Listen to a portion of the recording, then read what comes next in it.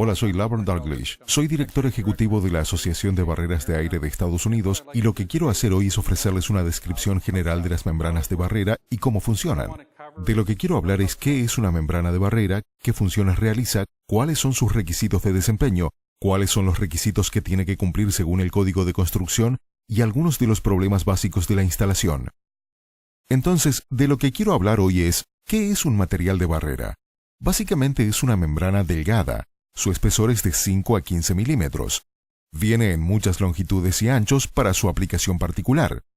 El material básico es una poliolefina y viene en material hilado o tejido en cruz e incluso puede venir como una película. La función principal de las membranas de barrera es resistir el agua. Por lo tanto, es un tipo de material hidrofóbico y está diseñado para repeler el agua y no absorberla.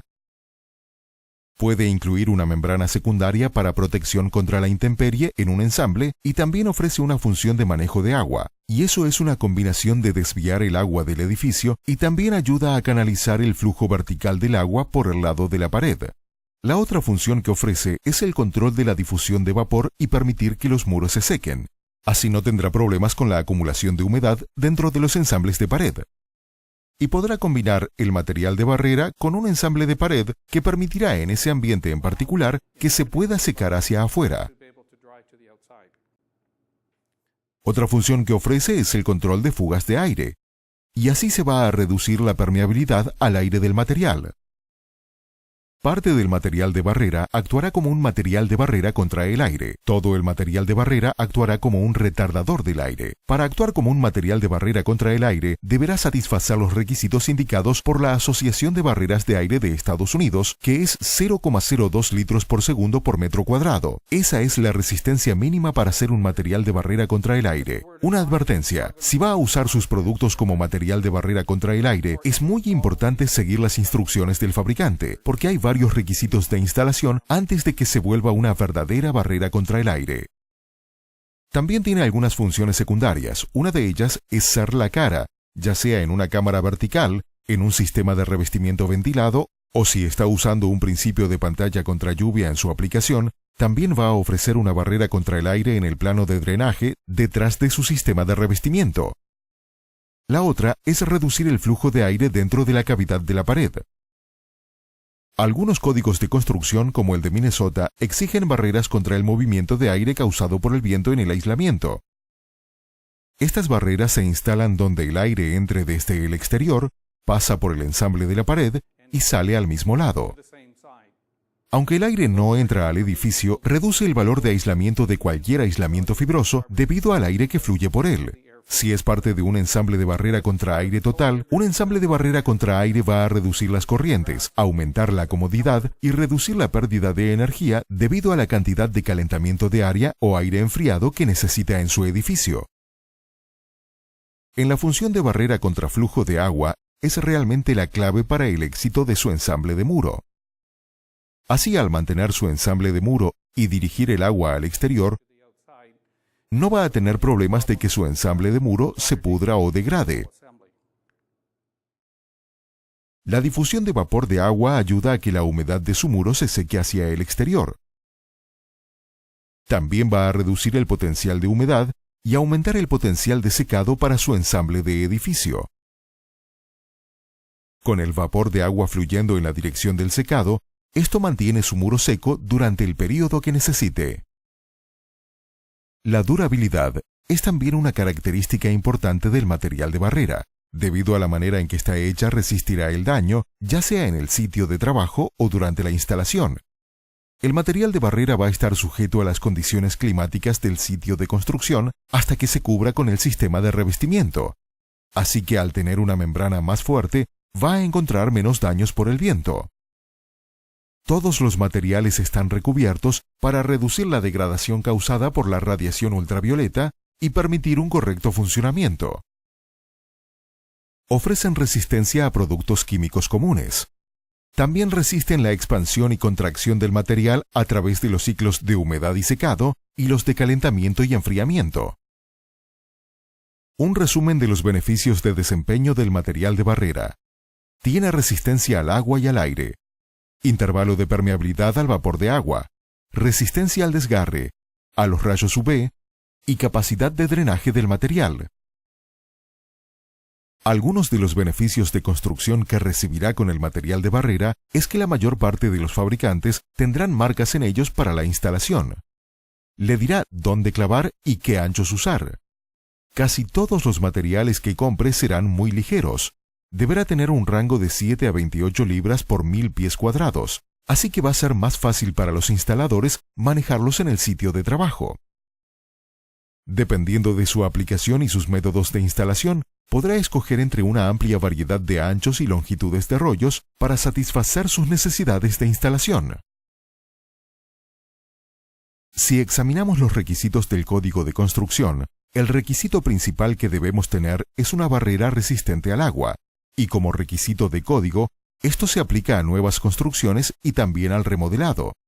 Y si examinamos uno de los requisitos para estuco convencional, deberá tener 2 capas de papel grado D sobre un entablado de madera o tener una capa sobre un entablado de espuma o plástico. En ambos casos, el material de barrera brindará las funciones que está buscando y cumplirá los requisitos del código de construcción. Por lo tanto, el IBC y el IRC lo reconocen como una barrera resistente al agua. Los fabricantes, para demostrar que cumplen el requisito, pasan por el proceso del servicio de evaluación del ICC. Y el criterio de aceptación para el material de barrera o para las barreras resistentes al agua, en general es el AC38. Si examinamos la definición de una barrera resistente al agua, vemos que es un material que funciona como una protección secundaria contra la intemperie detrás de un revestimiento exterior que proporciona un medio de resistir el ingreso del agua líquida que penetra detrás de las cubiertas exteriores o revestimiento. Según los requisitos de AC38, hay 4 requisitos principales que debe cumplir un fabricante. El primero es la resistencia a la tracción en seco, el segundo es la resistencia al agua, el tercero la permeabilidad al vapor de agua y finalmente la facilidad de doblado o flexibilidad del material. Si examinamos la resistencia a la tracción en seco, hay 3 normas AST que el fabricante puede escoger dependiendo de cómo se hace el material. Puede elegir una de ellas. Todas tienen requisitos particulares basados en esa norma. Para la resistencia al agua hay 3 normas que pueden cumplir. Puesto que esta es la función crucial real de un material de barrera, pueden cumplir con D779, ASTM D779, AATCC 127 o CCMC 07102. Una vez que cumplen los requisitos que se mencionan en cualquiera de estas 3 normas, cumplen los criterios de aceptación. Permeabilidad de vapor de agua. En este caso, hay un requisito mínimo de 5 permeabilidades a cumplir, y el método de prueba es ASTM E96. Facilidad de doblado o flexibilidad del material. Lo que el fabricante debe cumplir es que el material se pueda doblar sobre un mandril de un 16avo de pulgada de diámetro a 32 grados Fahrenheit sin que se agriete. Los materiales de barrera se expondrán al menos durante el periodo de construcción, así que es necesario que resistan la intemperie.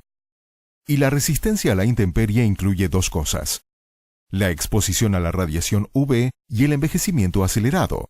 En la exposición a los rayos UV, el material se expone 210 horas, que es 10 horas por día durante 21 días. Para el envejecimiento acelerado hay 25 ciclos donde se calienta al horno, se empapa en agua y luego se seca al aire y pasa por todo el ciclo 25 veces. Además de los requisitos de propiedad física mínima para el AC38, para que un fabricante sea aceptado por el código de construcción, hay varios otros requisitos que son empaque, instrucciones de instalación, descripción del material, etc. Ahora queremos cubrir unos cuantos puntos importantes con respecto a la instalación del material de barrera. Y puesto que vienen una amplia variedad de rollos y diversas longitudes, lo que se aconseja es que usted pruebe y use el rollo más largo que sea posible para su aplicación en particular. Por lo tanto, para comenzar, lo pondría contra la pared. Lo que se quiere es probar y evitar las arrugas, y mantenerlo vertical. Debe comenzar su primer rollo de modo que esté aproximadamente 2 o 3 pulgadas por debajo de la solera inferior, y luego dar la vuelta a la casa con él. Deberá instalarlo con el lado impreso hacia afuera para asegurarse de que tenga las características resistentes al agua por el lado de afuera, e intente tenerlo tan recto y a plomo como sea posible. Cuando llegue a una esquina interior, es muy importante que use una regla de modo que llegue a la esquina a un ángulo de 90 grados. No es conveniente hacer un puente alrededor de la esquina y se deberá unir bien contra el edificio para evitar arrugas o problemas semejantes. Una vez más, con las esquinas exteriores, debe asegurarse de que esté bien unido y bien adherido a las esquinas exteriores. Uno de los requisitos clave es también la superposición. Para cualquiera de las superposiciones horizontales se requiere al menos 2 pulgadas y en estilo de tejas, de modo que la capa superior siempre se superponga a la capa inferior. Cuando llegue a las juntas verticales, se requiere al menos 6 pulgadas de superposición en ese lado.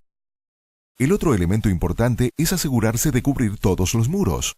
Una de las áreas que con frecuencia se pasa por alto son los extremos del hastial de los edificios. El material de barrera debe llegar también a esa área. El código no exige encintar las costuras, pero hacerlo es una buena idea, tanto para los requisitos de permeabilidad de aire y para asegurarse de que la membrana será durable durante el periodo de tiempo. Y por supuesto, para que este material se quede unido al edificio, debe usar sujetadores. Los más típicos serían un clavo o grapa con cabeza de plástico. También puede usar clavos para techar y grapas ordinarias si es necesario. Su espaciamiento será siempre 16 a 24 pulgadas, dependiendo de las ubicaciones de sus puntales. Y entonces el espaciamiento vertical estaría entre 6 y 18 pulgadas, dependiendo del fabricante y cómo se va a usar. Debe asegurarse de que con cualquier tipo de sujetadores que use, los ponga a través del entablado exterior en las membranas de los bastidores. Cuando llegue a una ventana, use el método de I invertida, en el que básicamente corta el material y luego lo dobla alrededor de la abertura de la ventana y lo sujeta en su lugar. El código también le obliga a integrar la barrera resistente al agua o el material de barrera con sus materiales de cinta tapajuntas, y este es un componente clave para sujetar el material de barrera, la ventana y la cinta tapajuntas entre sí y asegurarse de que todo esté puesto al estilo de tejas hacia el exterior. Hay varios fabricantes que producen materiales de barrera. Puede comunicarse con cualquiera de ellos para obtener más información. La Asociación de Barreras de Aire de Estados Unidos está ofreciendo un mejor mañana al ofrecer educación ahora sobre barreras resistentes al agua, membranas de barrera y materiales de barrera de aire.